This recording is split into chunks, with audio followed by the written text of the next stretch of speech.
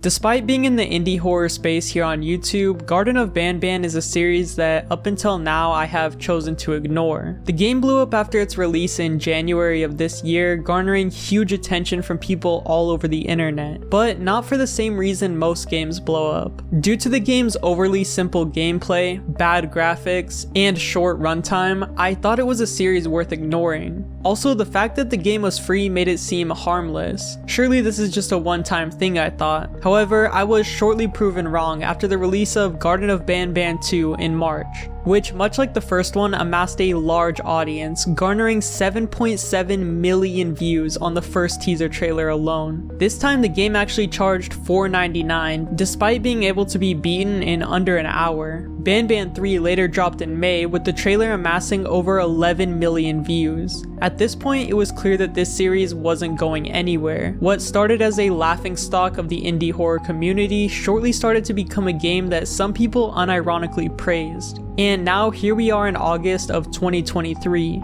Garten of Banban 4 just dropped for a whopping $10, and immediately after the game released, Garten of Banban 5 and 6 both got their own respective Steam pages and teasers. Seeing people praise these games, which are so clearly cash grabs meant to get as much money out of their younger audience as possible, I wanted to make a video on all of the problems with these Garten of Banban games, show why I think these games are nothing more than a way for the developers to make a quick buck without actually putting effort into their games, and overall just explain why I am tired of seeing Garten of Banban. Before I begin though, I want to say that I have no personal problems with the two developers who made this game. From watching some of their videos, they seem like nice people. It's just hard for me to respect them as a company when it feels like they care more about selling as many games as they can while the series is still popular, more than they care about actually shipping a project they are genuinely proud of. Please do not send hate to anyone who worked on the game. Anyways, with that being said, let's go through the Garten of Banban series and discuss why they aren't really worth the money they charge.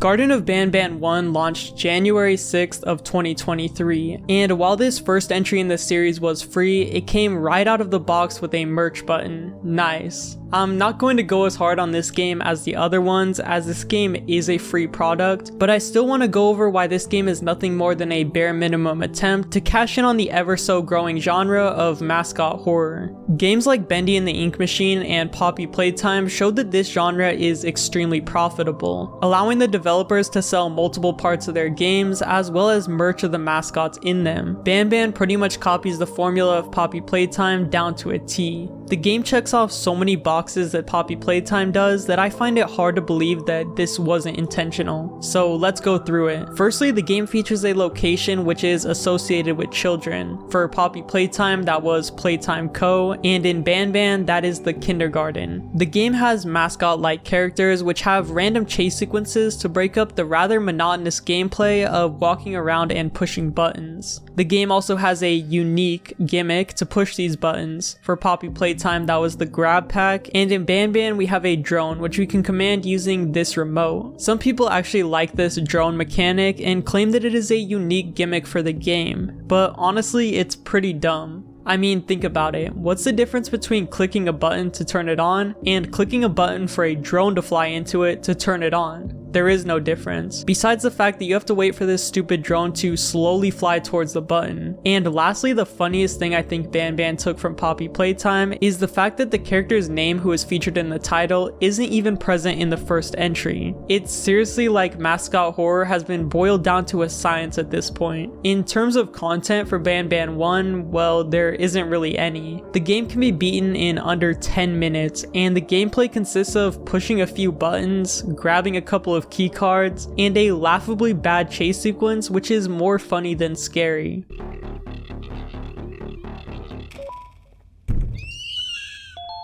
After escaping Opila Bird and using one final keycard, an elevator comes out of the ground and takes us deeper into the kindergarten. Here we encounter Jumbo Josh, the game's most recognizable character.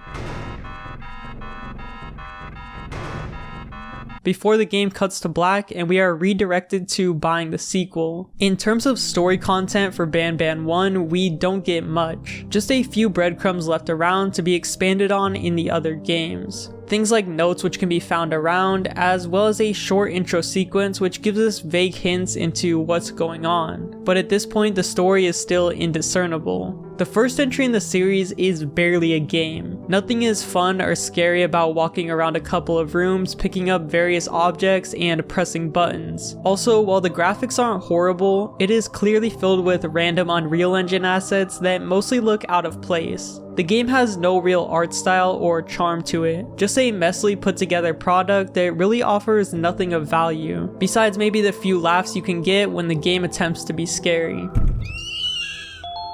But like I said, Garten of Banban 1 was free, so I'll excuse it and think of it as just a teaser to get people into the series. With Garten of Banban 2 costing $4.99, it can't possibly be as bad, right?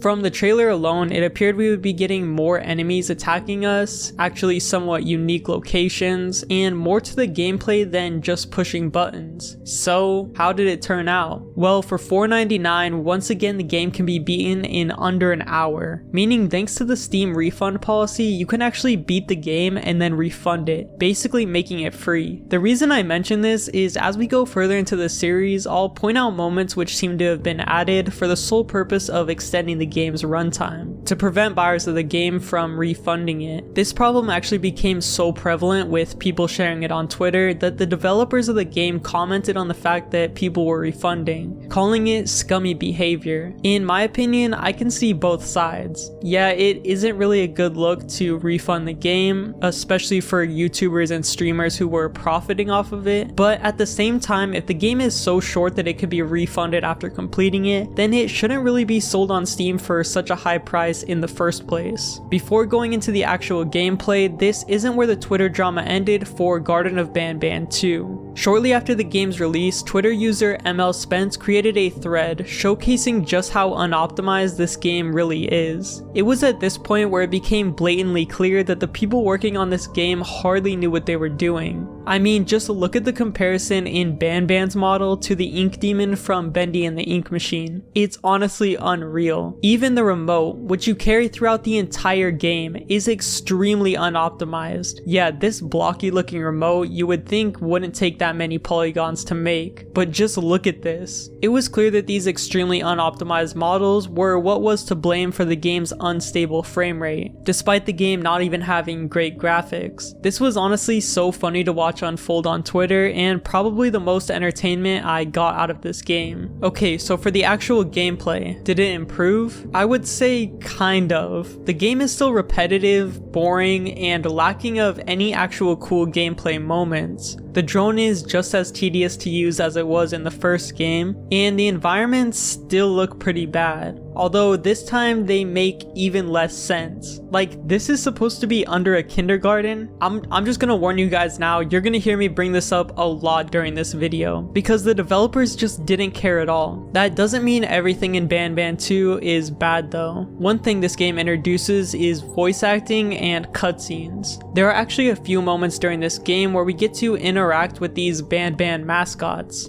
3 birds with 1 stone.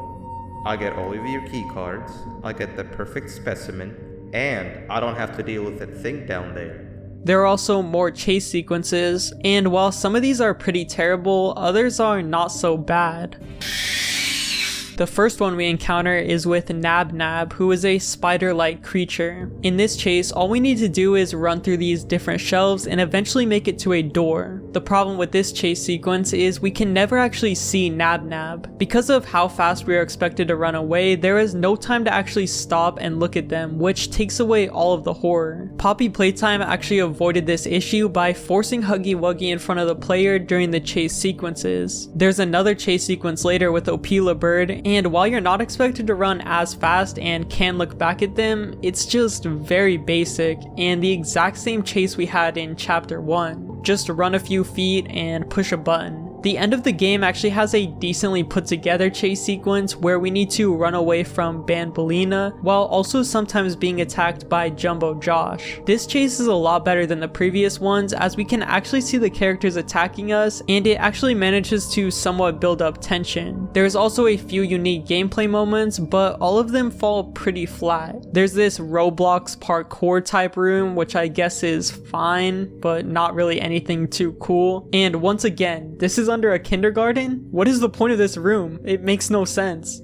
Kids go here to just parkour, and if they fall in the hole they just die. Like, what's going on here? The rooms and environments in this game are so clearly just made for gameplay. The developers didn't try at all to make this feel like a somewhat believable location. There's also this section where we sit down in Banbalina's classroom and need to answer questions she asks us. But this just comes down to sitting there listening and then clicking on the right audio tape. How do we know which tape is the right one? Well, for most of the questions we don't, and we have to completely guess. Yeah, this section is completely trial and error, and every time you fail you have to re-listen to every piece of dialogue, which is excruciating. This section is genuinely so boring to play through. There's also this horribly tedious section where we have to run back and forth collecting baby opila birds to put in a nest, and just like the previous section, this one is just so tedious. This is one of those moments which makes me think it was added just to pad out the runtime of the game, to hopefully get it over 2 hours and prevent people from refunding it. Once again, none of the gameplay in this game feels fun or like an actual game. There is no value in playing this for yourself over just watching someone else play it, if you really are that curious in what this game has to offer. So to answer the question, is this game better than the first? Well, yes, but barely. This game is still extremely boring and tedious to play, and it still fails to build tension or be scary throughout its entire runtime, besides maybe the small chase sequence, which was decent at best.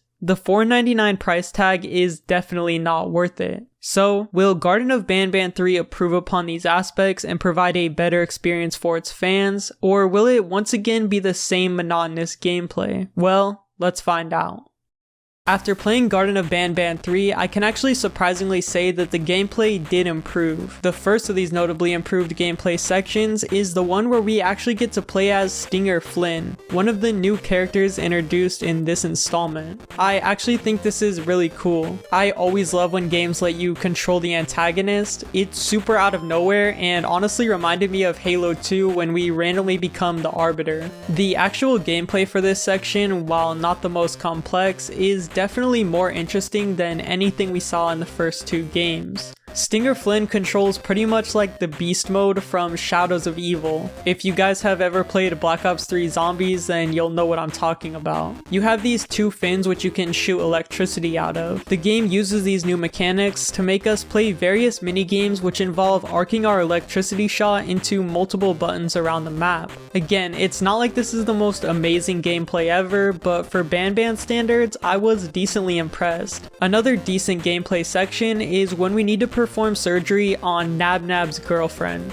Don't ask, I'll talk about the story in a little bit. In this section we are given a time limit and expected to balance 3 different mechanics at once in order to perform the surgery properly. We need to use a color chart to make certain colors. We also need to turn all of these lights on the wall green, as well as use our drone to push a button. This will grant us 1 use of the syringe. We then need to do this a few more times in order to complete the surgery. This part was actually cool because not only are we expected to do something more than just walk around and push buttons, but it was actually stressful and forces the player to remember multiple different mechanics at once. The third gameplay moment I liked was one where we were being watched by Jumbo Josh. We need to solve various puzzles to escape this room. Every once in a while the light in the room will turn blue, indicating that Jumbo Josh is coming back to check on us. We are expected to return everything back to how it was before we began escaping, as Jumbo Josh detecting a difference in the room will get us killed. This section,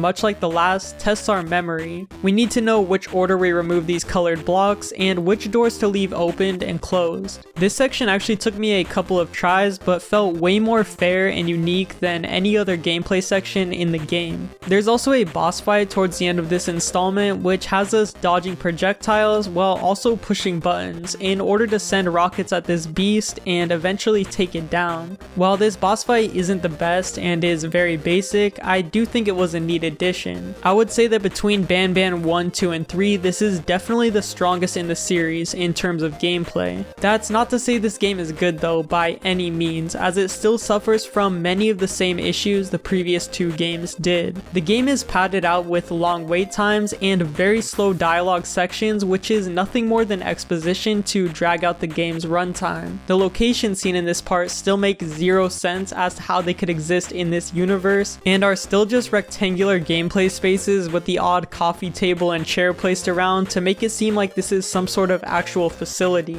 The story is still absolutely ridiculous. I mean, it's clear that in this game the brothers completely went off the rails, abandoning any seriousness the story had, which was honestly probably for the best. In this game there are crazy moments, like making a girlfriend for Nab Nab just for her to murder him instantly, being teleported to a dreamlike sequence where Stinger Flynn and the other characters are all driving in the desert before Stinger Flynn crashes the car into a rock.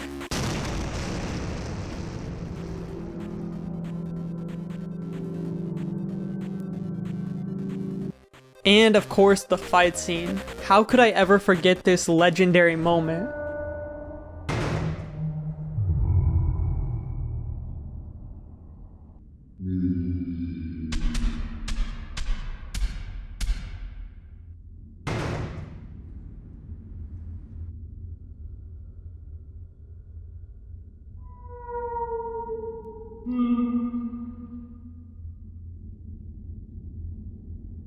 Stop it, you two.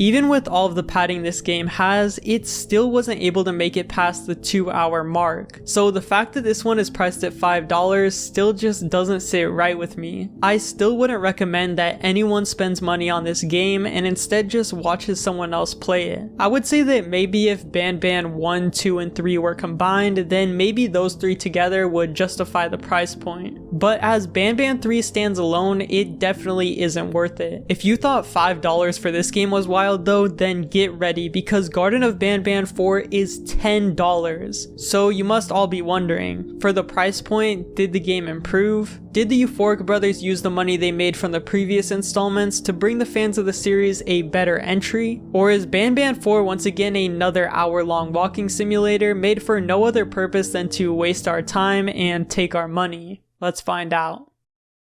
Garten of Banban 4 actually really surprised me because it is worse than Banban 3. Coming out only 3 months after the last installment, it feels to me like these games are just being rushed out for no other reason than to milk the game's popularity. But I'll get more into that later. The gameplay sections in this installment go back to being just as boring as they were in the second game. Besides one kind of cool moment, everything else just feels so dull. We are once again back to doing fetch quests where we need to pick up X amount of a certain object or use our drone to push a bunch of buttons, and we are also back to long hallway and elevator sections which bridge each of the gameplay moments together for no other reason than to pad out the game. Just like the first two entries, the chase sequences are back to being extremely boring. We can never see who is chasing us until the very end, so it's basically just running down a shaky rectangular hallway until we eventually reach our destination. There is a boss fight in this game, but the hitboxes are absolutely terrible, and I found myself getting killed by the enemies when I wasn't even anywhere near them. Also, the gameplay of the boss fight is just really basic. All you have to do is bait this guy into running into these 4 buttons, and that's it. There is also this really poorly explained vent section where the baby Opila bird is supposed to indicate which vents to not walk past, but it is just executed horribly. The gameplay does not build tension or scare the player at any point. Every moment just feels like another tedious task, preventing us from progressing in the game. Seriously, if you ever played one installment in the series, then you have basically played them all. This isn't like FNAF where every entry is substantially different from the last. All of these games are structurally the same. The locations, just like the previous games, still make no sense. Like, yeah, there's just a kingdom 4 floors under a kindergarten, and these huge branching off elevators with gaping holes between them, and also more Roblox parkour sections. What facility would have this and why? I really want to know. The game follows the same structure the third one had, which is having 4 main locations, one being a central hub and the other 3 being places we need to go to obtain an item. The game uses this formula to make the player return to the hub area after each notable section of the game, presumably once again to pad the runtime. Despite this though, once again this game doesn't even pass the 2-hour mark, which seriously disappointed me when I found out. For a game charging twice the price of Banban 3, I expected the gameplay to be at least on par with that title, and I also expected a longer experience, but I got neither. Instead of spending time to make an actual worthwhile product, the developers would rather just rush the game out and then immediately announce Banban 5 and 6, which really just shows where their true intentions are. Just to be completely fair though, I want to point out a couple things in this DLC that did improve. First of all, the music in this game is actually not bad at all, and I found myself enjoying a couple tracks while I played through the game. In this installment, we are also introduced to a few new characters, and unlike the cast from the previous games, these characters actually do a good job playing their roles. As good of a job you can do when you're asked to play a character named Sheriff Toadster. There's also one gameplay moment in this game which had a pretty cool concept, which involves the player memorizing different rooms and then having to declare which rooms have changed in order to unlock a door. It's a fun little memory game that was a nice change of pace from the otherwise boring gameplay. Once again though, why is this what unlocks a door? In a facility 4 floors under a kindergarten? We will never know, because the devs clearly do not care about the integrity of the game's story at all. And that couldn't be more clear than in this cutscene, where Choo Choo Charles from a completely different indie game just randomly shows up. Help me!